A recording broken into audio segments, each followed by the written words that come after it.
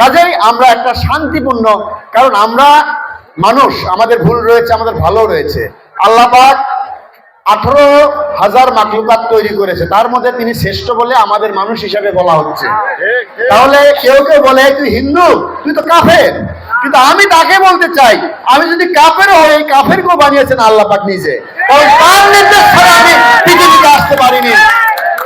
তার নির্দেশ ছাড়া পৃথিবীতে কোনো একটি অনুজীবন জন্মগ্রহণ করতে পারেনি। তাহলে আমিও আল্লাহরই বান্দা।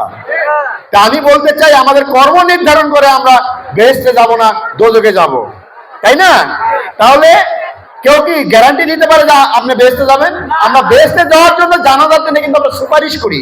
আল্লাহ পাক আমরা যার জন্য জানাজা করি, তাকে তার জন্য কিন্তু বলি, সবাই মিলে সাক্ষী দিয়ে লোকটি ভালো ছিল, আল্লাহ তুমি এনেকে বেহেশতে সর্বোচ্চ জায়গা জান্নাতুল ফেরদৌস দান করো, আমরা বলি না? কিন্তু এই সুপারিশটা আমরা আল্লাহ পাকের কাছে করি, কিন্তু সুপারিশটা নেবেন কি নেবেন না সেটা আল্লাহ পাক নিজে জানেন। তাহলে আমরা চেষ্টা করতে পারি, তাহলে কোরআনের পথে যদি আমরা চলি, তার যে উত্তম কাজগুলো রয়েছে সেটা যদি আমরা মানব জীবনে পালন করি, তাহলে আমরা হয়তো চেষ্টা করতে পারি আমরা বেহেশতের জায়গায়। কিন্তু তারপরেও আমরা যেখানে যে কয়দিন আমাদের আল্লাহ পাক আমাদের হায়াতে জিন্দেগি রয়েছে, সেই কয়দিন ভালো থাকবো না আমরা? বেহেশতটা আল্লাহর বেহেশত, যেটি থাকবে অনন্তকাল, যেটি থাকবে অনন্তকাল। আর আমরা যে সময়ের জন্য আল্লাহ আমাদেরকে এই দেশে পাঠিয়েছেন, গোটা পৃথিবীতে আমাদেরকে পাঠিয়েছেন না, এটাও বেহেশত করা আমাদের দায়িত্ব। কিভাবে হবে?